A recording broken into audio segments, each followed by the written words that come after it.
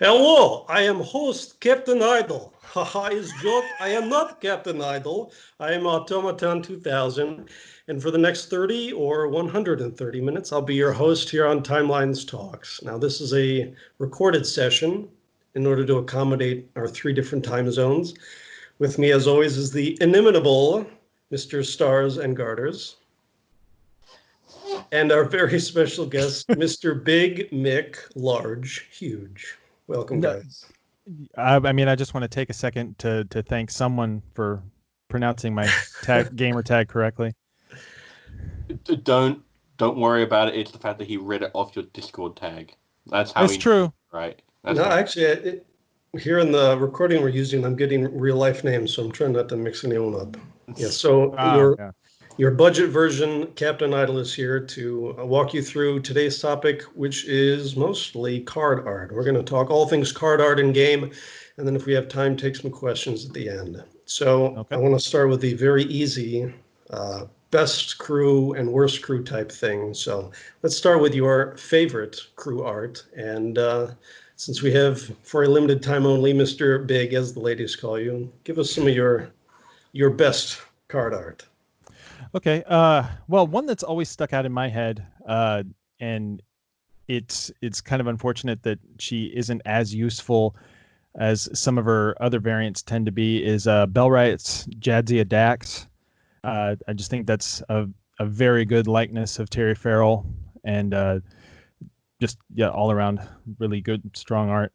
And actually, one of the launch cards that I think still holds up perfectly well today is Commander Spock, just a 1-star card, but I think that's also just straight up classic Spock. Uh, Nimoy looks good in any century, doesn't he? yeah. Yeah. And just a couple others. I mean, I tend to keep it focused on the cards that I use uh, most often, because I mean, once they're in the freezer, I don't care too much what they look like. But cards like Warship EMA, I think that's great art. Assimilated Hawk, I think they did a fantastic job with that. Uh, and of course, the Immortal Cheesecake 7, Indulgent 7, I think they captured that scene very well too. So that's a few that I have. And I almost picked Indignant 7 because the hands on the hips pose, like my wife has given me that exact one. So I know some poor artist traced his wife or girlfriend while doing that one. Stars, what do you have for us? Yeah. Well, just to go back onto one of Big's part, I have to agree. I didn't even consider Bell Riot's Jadzia, but that art is amazing. I think my favorite part of the entire, it's a bit and a small touch, is I love just how well parted her hair is. That No, because it's very 90s, that hairstyle. Like you look at that and that is like peak 90s, like that makeup and styling, but not in a bad way. It's like if I had to show someone, it's like Demolition Man. If I wanted to show someone what someone in the 90s thought the future was going to look like, that and Demolition Man are like perfect examples of, look, this is what like the 2000s are going to look like. And it's like, you know what? Excellent likeness. Um so my personal picks for some like really like top tier art. Um, my current avatar, and probably unlikely to ever change, is 3-star Pants Wolf. Um, the instant that I knew that like Rise of Worf was going to be in the game, I knew for a fact I had to rank in that event. I don't even remember what the event was. I don't remember who the 5-star was because I was only interested in him. I needed him. And he's now my avatar across all of my social media accounts because it perfect like the gold lame pants, the disgusted look on his face, primo. It's amazing. I This is also not a have to. warrior's swimsuit. Hey man, I bet you Michael Dorn could have rocked it. Um, I'm also gonna pull out a slightly unconventional pick, and I'm gonna say Arjun is actually really good art. Hmm. Arjun, if you may not remember, is the really Weasley trill that Jadzia was mentoring for. I think it's playing God. It's like a season 2 or season 1 episode of DS9. Yeah. And it's not good because he is a particularly attractive specimen, like no offense to the actor, of course, but because him with the I'm sure he's listening. yeah, like he's holding up like this Cardassian vole, and he's got this disgusted look in the face, and it really captures how Weasley I found that character. And like I think that's like a point about like really good art is that it's not necessarily always the most beautiful, but if it's really, really evocative of the character, then I tend to love it. That's a great point. Yeah. Yeah, in fact, the one of the ones that I wrote down is maybe on everyone's ugly list, KDF Gowron. Mm. And the reason is he's holding his Dachtag, but he's also got his sheath sort of flapping in the breeze. And when I look at it, I always think of motion, and it's really hard to add motion to cards unless you're doing the cartoony, swirls of wind as they're running or something like that. So that card really captures it for me. Well, and piggybacking on that, it's I mean, it's more of the cartoony style, which I guess we'll talk about a little later, that they've kind of transitioned away from. But if you think about one thing about Gowron, it's his eyes, and you laser focus in on those eyes on that card. So I think they succeeded there. Yeah. Okay. For the layup, honor to you. and your house. Thank you. I thought you were gonna leave me hanging there. Yeah, and to piggyback on that point as well, I also think that like the 5-star art on Chancellor Gowron is actually really good as well. Like I love his pose, I love the upward shot, but it doesn't accentuate his eyes almost as much as the 4-star version. So good point on that. Like the eyes are what you notice most about Gowron. Yeah.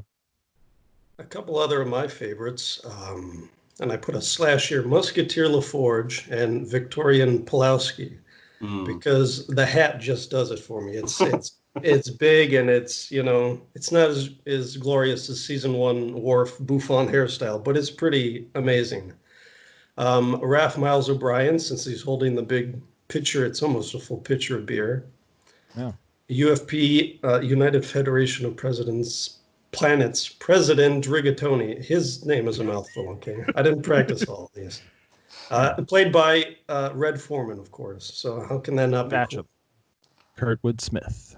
Ushan, Archer, and Shran, the way they're holding their weapons. And if you have them on Bridge Crew photo pointing at each other, I think that's the coolest. Yeah, I've seen someone screenshot of they got them next to each other in a behold in the stances, and that's just like, I don't want either of those cards, but I want that behold. Yeah. It's excellent. I think that that's like one of the few like really missed opportunities with Pugilist Q. I like the art, like it's a nice sort of like cartoony thing for Q, but the fact that if we ever get a Pugilist Cisco, it's not going to line up in the same way. I think that's a shame. Yeah. And my last favorite card art, well, it's really two. It's Zora, the Discovery, what is it, computer program from Discovery Short.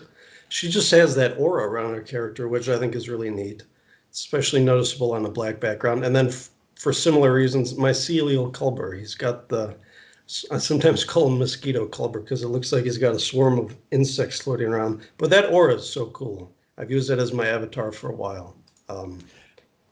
And actually that brings me to, because I think he's the coolest art in the game personally, should this awesome art be saved for legendary crew or the higher rarity crews, or can you use it for lower rarity crew? Because I know Stars for a while you had the 3-star Captain Pike as your avatar. And it's not a flashy art, but it's cool. You love the character. And then of course, just recently we had 5-star Kamala, which was pretty plain. And then I think the next week or a couple weeks later, we had 2-star betrothed Kamala in her big white wedding dress, and she looked wonderful. And everyone said they should have switched the art so I can look at them more when I use the high rarity crew. So yeah, as you said, I did use the acting Pike art for a long while, and I never actually used the 5-star Pike art that much because while they're good, I never found them to be quite as evocative of the character. Going back to my earlier point, where it's a case of, I think the art is best if it evokes the character. And in terms of whether or not art should be reserved for like good art should be reserved for better, more rare characters, I think it depends on what the character is more than anything else, and sometimes they will accurately line up appropriately iconic crew with 5-star crew, like Survivalist Kirk or Enterprise E Picard. Like, regardless of their stats or whatever, they are iconic crew, they're iconic looks, and they have the art to match. But sometimes we get someone like Brainless Spock, who is a 2-star crew, and regardless of your decision, I think you kind of have to do justice to that character. Otherwise, what's the point? Like, ultimately, this is a Star Trek game for nerds like us who love these scenes and remember these characters, and we want art that reminds us of that moment. And if they happen to choose, like, if we happen to get some iconic crew that are relegated to 1 or 2 or 3-star status, I don't want the art to suffer just because they are lower rarity. Yeah, and I think your story about Tourist Wharf really kind of hammers home why you don't necessarily want to always save the best stuff for the cards that are hardest to get, because by making them lower rarity, it puts it in the hands of more players, and it spreads it out wider. It's like, yeah, you may not use it on your voyages or have a lot of day-to-day use out of it, but if you want to make it an avatar, if you want to make it a ship crew, something for your bridge crew, then you have that. And I think it's good to have a variety and have more options. Yeah, I mean, have a great iconic 5-star Spock or something is great, but it's also great that the Spock that everybody remembers from the show is a common card that you get day one. I mean, I think I needed a little bit of it all. Mm-hmm. Now, before we move away too much from the flashy, best, wonderful art, we'd be remiss if we didn't discuss Miss Lwaxana Troi, daughter of the something sacred chalice of Rix, the whole deal. So have DB properly done? Fifth house. I remember the whole thing.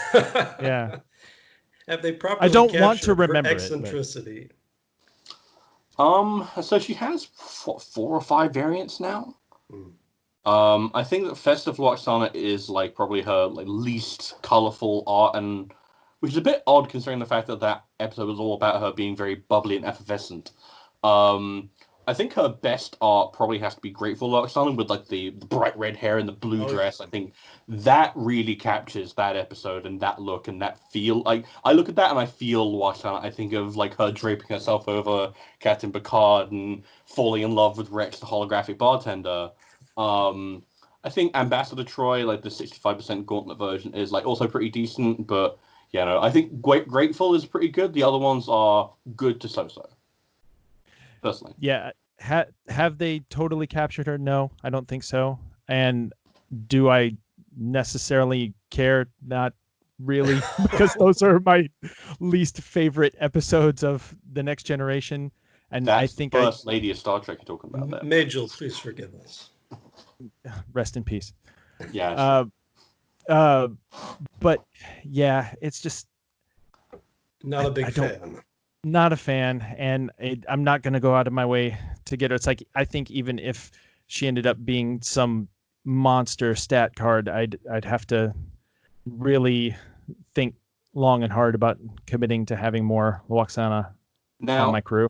Speaking of thinking long and hard and of capturing the essence of Lwaxana, I don't think we'll fully have captured all 3 dimensions of her until we get the naked version of her from Cost of Living. Yeah, I was gonna say it's it's gonna be, we're gonna wait for the mud bath. That's when we know we've hit peak Lwaxana. Now, what if we were to get computer voice Lwaxana and it's just a console as the art? Would you go for that? Or the scene where she's arguing with the computer, so she's arguing with herself. Just her as the computer panel. No, make it a fusion crew. Fuse Lwaxana with a computer console, and you get that scene of her tapping on the thing, going, computer. Yeah. I would move heaven and earth for that. And the 5-star LCARs. Okay, let's hop forward to the worst crew, because I'm sure there are many, and we could probably fill the rest of the show talking about it. But we'll try to keep this short because we have this other stuff to discuss. But Big, why don't you lead us off with some of your disgusting cards?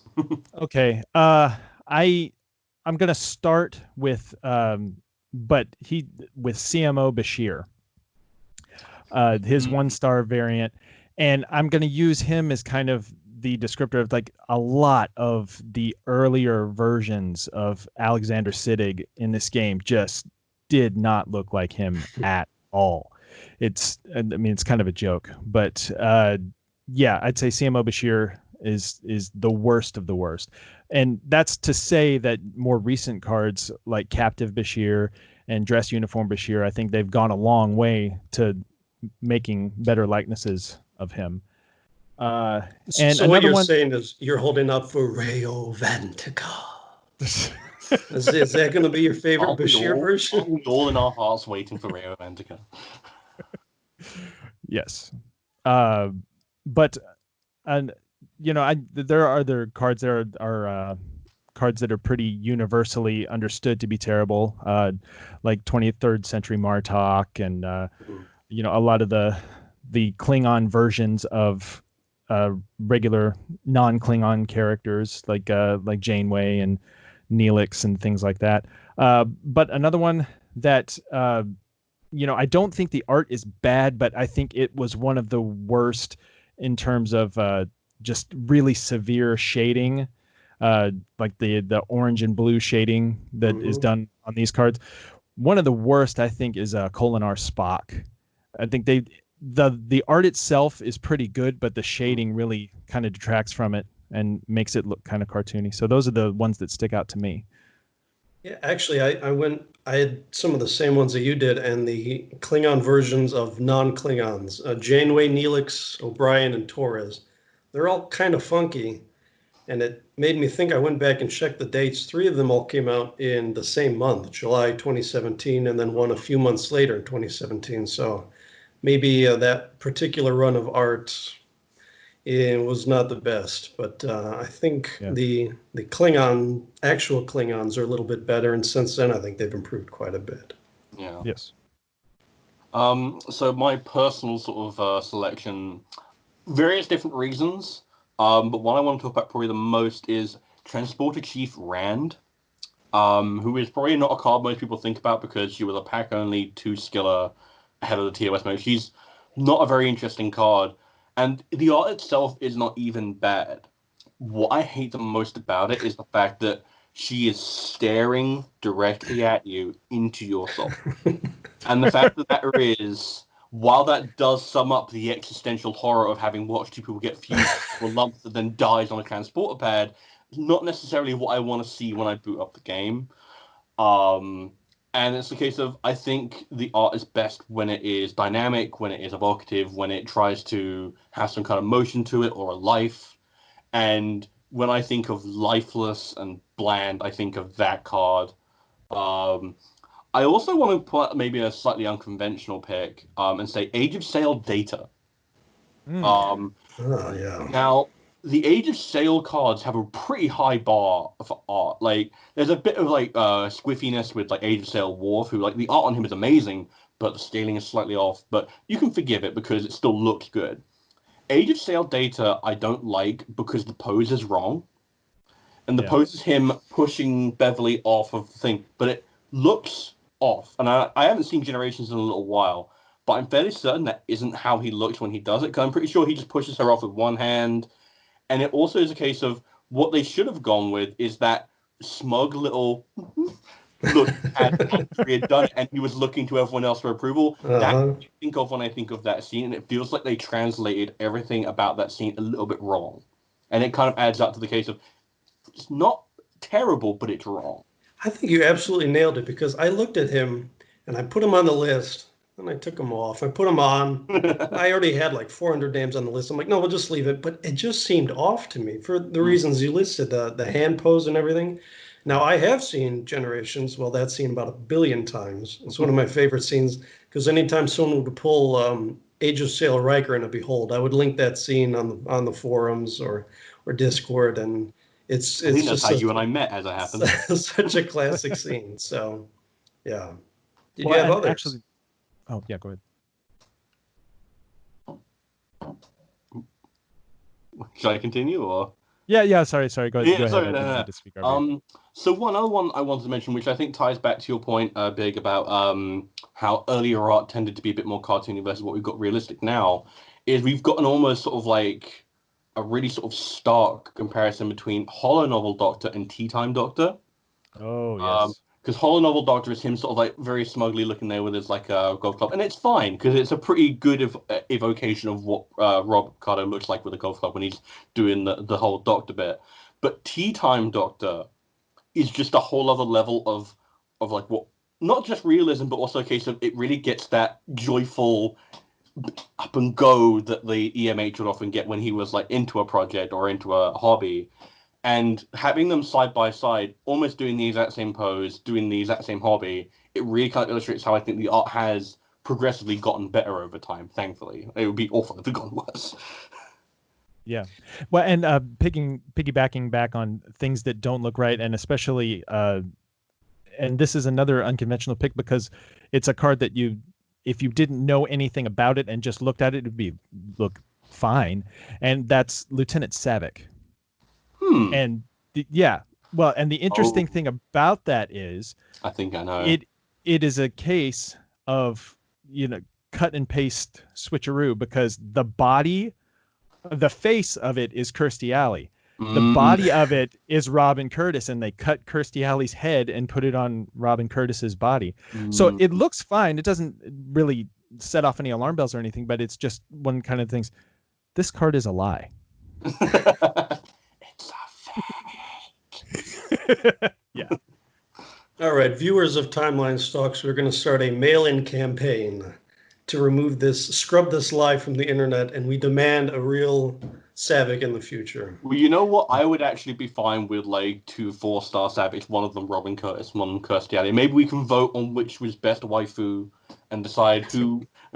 It's Kirstie Alley. If you pick Robin Curtis, you're wrong. But mail in with your wrong answers. Okay, support your stupid opinion.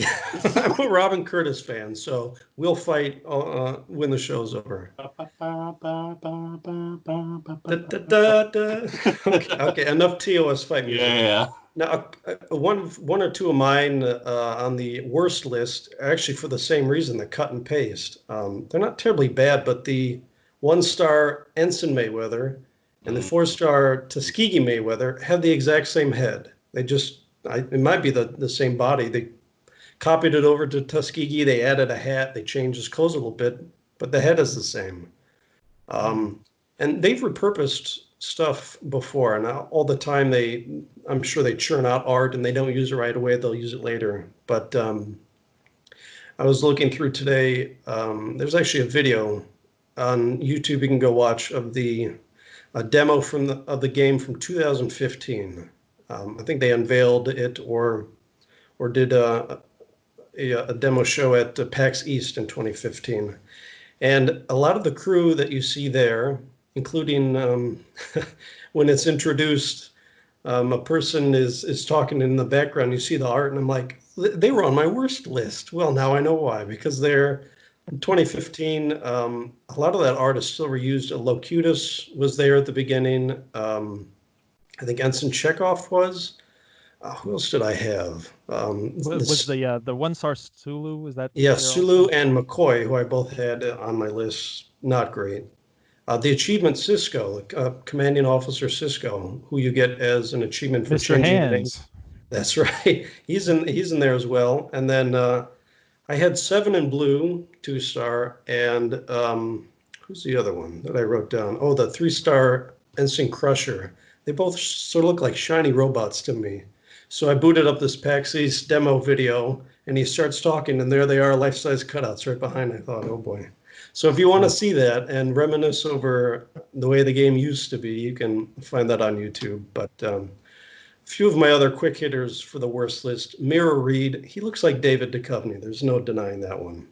Yeah. Mutated Paris, I don't think he ever made that posing game. He sort of has his hands on his... Now, if he was holding his tongue or something, that would be pretty cool. He's also the wrong color. He's never that brown in the episode. I've watched Threshold recently. Oh, you're a Threshold fanatic, huh? You're about that would derail this whole thing.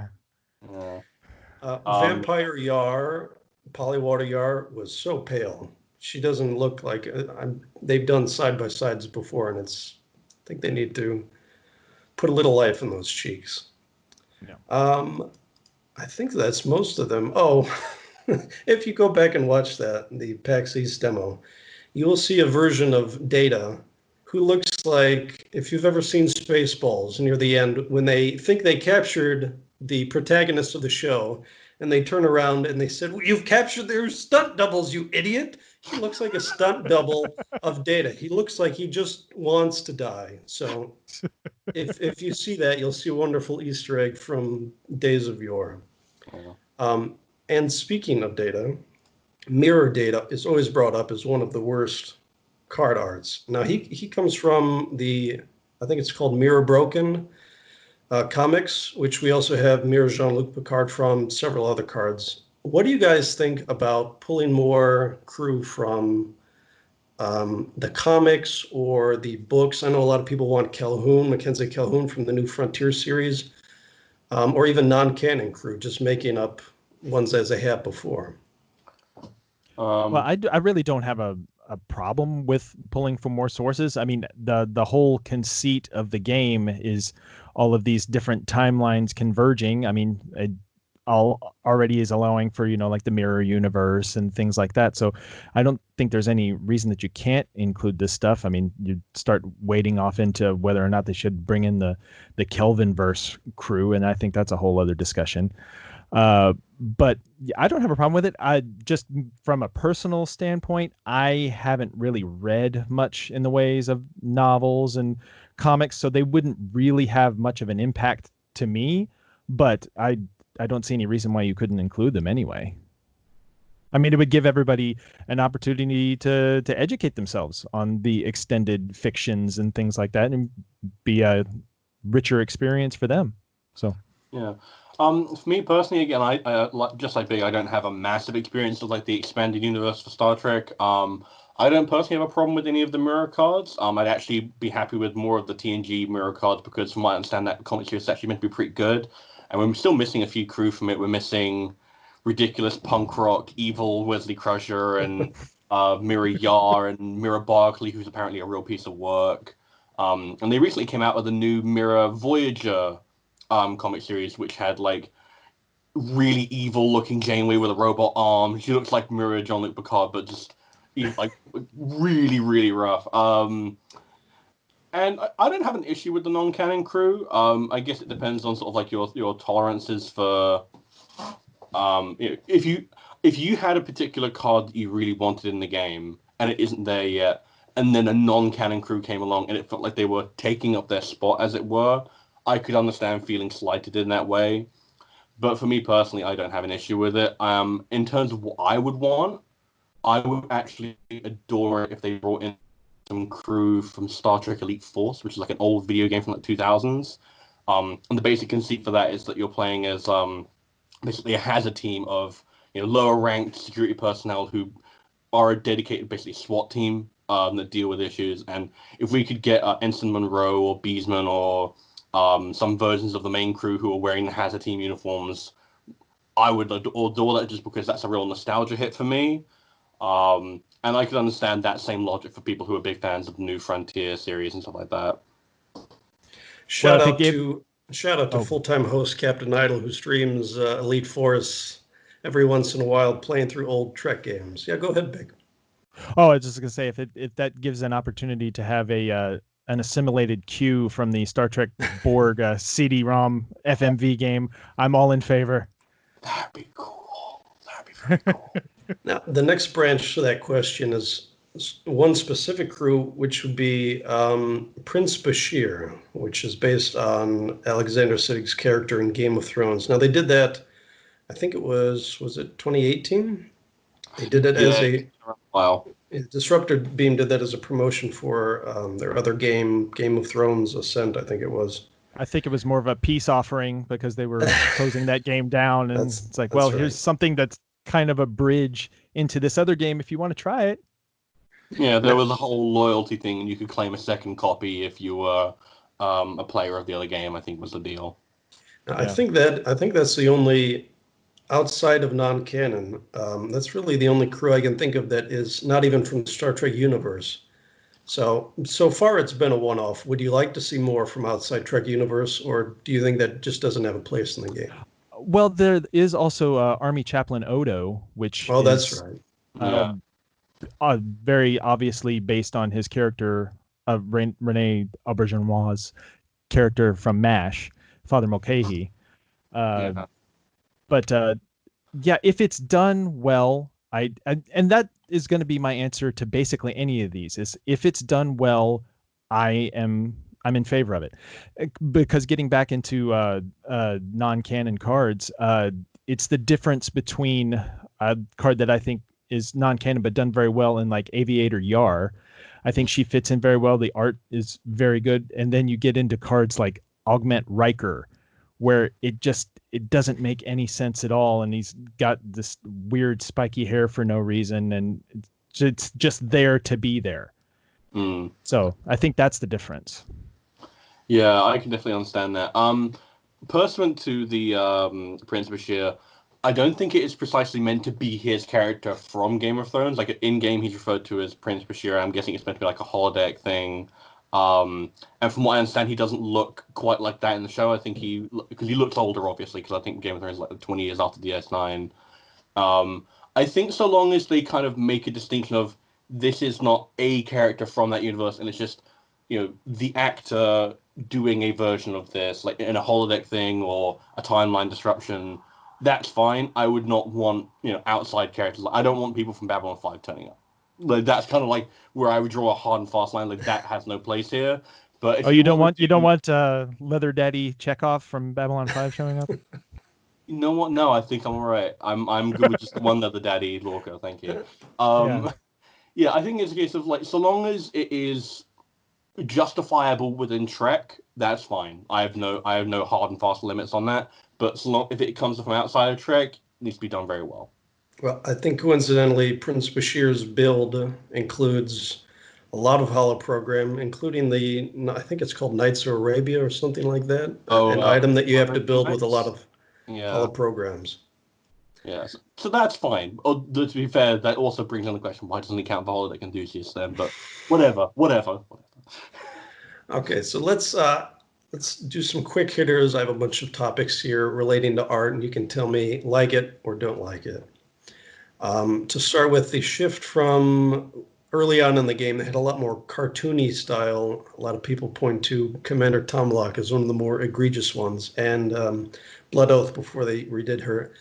And now a lot of the crew are a lot more realistic. I've heard Dress Uniform Beverly shouted out as someone who almost looks like a photo. Maybe they traced her, who knows? What do you think of that style the shift in styles from more cartoony to more realistic? I'm in favor. I think the art now almost universally is far and away better than what came early on. And I think it's been a gradual shift, but I really enjoy the art now, and I would prefer it this way. Yeah. For me personally, it's like, the art has definitely improved. Like if you look at someone like 1701 Cisco compared to someone like Ishan Chase Cisco, it's like that gulf in art. Like the first one almost doesn't look like Avery Brooks almost, because like there's something wrong with like his forehead and it just looks kind of off.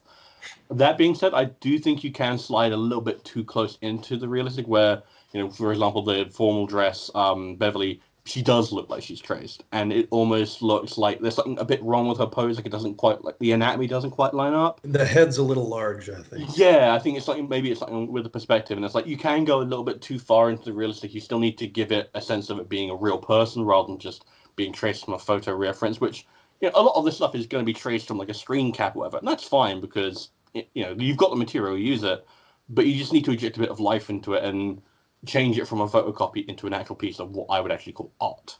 Put a bit of view of himself into it.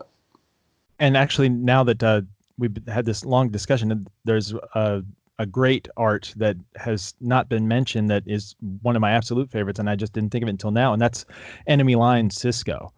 I think that's the best Cisco art in the game by far, and it does a lot of what you're talking about. It looks like it's in motion. I mean, it is definitely capturing a moment, and just a fantastic representation of Avery Brooks. So you don't have Mirror Cisco as your number one favorite Cisco art, huh? Number one for the airlock. Yeah. Okay, next topic would be the animated series crew. We've talked a little bit about them on the show, but a little bit is about all the love they get in game as well. I think we have what, single digit number of 4 animated series crew. Yeah. So what do you guys think about having more of them in game, and have they done well with the art style of the ones that they have added? I think it's a little hit or miss. I think cards like Commander Thielen, I think they handled that pretty well. And cards like Rescue Team Uhura, which is ostensibly an animated series color, though you can't really tell. If you didn't know that it came from the animated series, you would have just assumed that it came from the original series because it looks pretty photorealistic. But I think some of the cards that are a little less successful are maybe like Lieutenant Eric's. I think that, I mean, I like that it's different. I'm always going to go to bat for something being different than what we already have, and a four-armed character, things like that. I think that's a good thing. But yeah, I think by and large it's been fairly successful. Yes. Yeah, I think like sort of like the only one that's outright struck out to me and it doesn't look good is Commodore Robert April, just because like he's not a good card in his own right, but his art is also just a little bit off, and you can really see kind of why when you compare it with Rescue Team Uhura, because as Big said, like you can't really tell which way Uhura. She's a little bit like stylized, so it could be a TAS, but it's just TOS enough in like the form and the pose that it's like you almost wouldn't be able to tell. But with Robert April, because there was no real life reference for him, you look at it and you go, that's a cartoon character, but it's a human, so he stands out way more than someone like Arex or Thalen, because it's a case of, that if this had like an act that they could choose as a reference, he would look a lot more like Rescue Team Uhura, and it's a case of, not a great card by any metric, but the art also lets him down. And the top minds on the forum have deduced that Rescue Team Uhura is indeed animated series. There is, of course, her arena ability, which is a quote from Uhura in the Lorelei signal, I think or the Lorelei something. I'm not a big animated series guy, but it's a quote from her episode there. And even though she doesn't have animated series tag for events, she has the original series tag. It's sort of a mashup. So like Big said, she is pretty realistic, but she does come, I think, from the animated series. So let's talk about border colors. That was another thing that they've sort of shifted their gears on. They used to be quite thick, the blue and orange colors on either side. That's sort of their trademark, and it's understandable why they'd want their work to be recognizable at a glance. Now it's not quite so pronounced. They also had other colors, red and green, and I think Mir Bashir is like bright green, looks like he's standing outside of a brothel. But one, there's stuff like a Warship Janeway, I think, has some purple shading, and there's a few variations. Yeah. But so, are you a fan of their shift to a little more subdued shading?